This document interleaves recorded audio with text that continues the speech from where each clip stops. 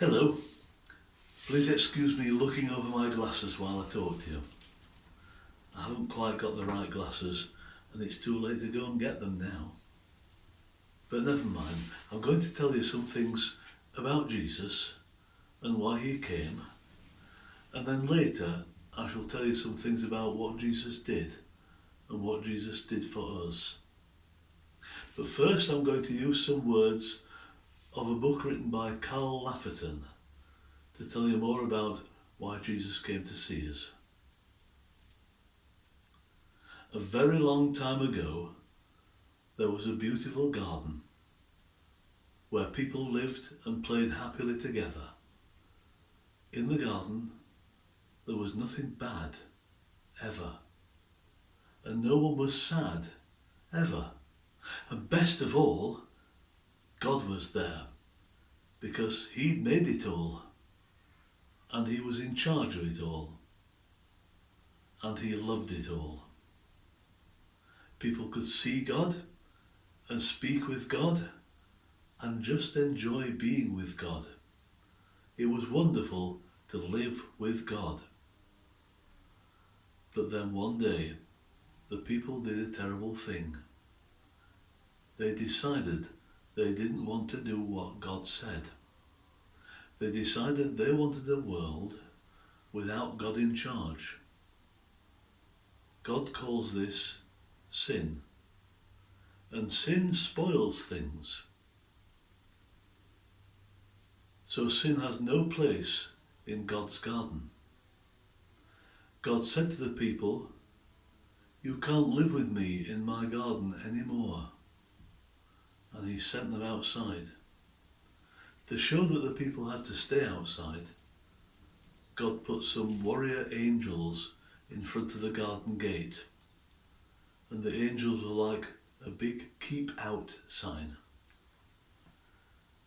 Now, things were sometimes bad, and people were sometimes sad, but people still kept sinning because they didn't want God to be in charge. So no one could come into God's wonderful place. And God said, because of your sin, you can't come in. God wanted people to remember it's wonderful to live with him, but because of your sin, you can't come in. So God told the people to build a special building called his temple, where he would live. In the middle of the temple was a wonderful place where God would visit his people with nothing bad and nothing sad. This was very exciting. But then God told the people to put a big curtain around this wonderful place.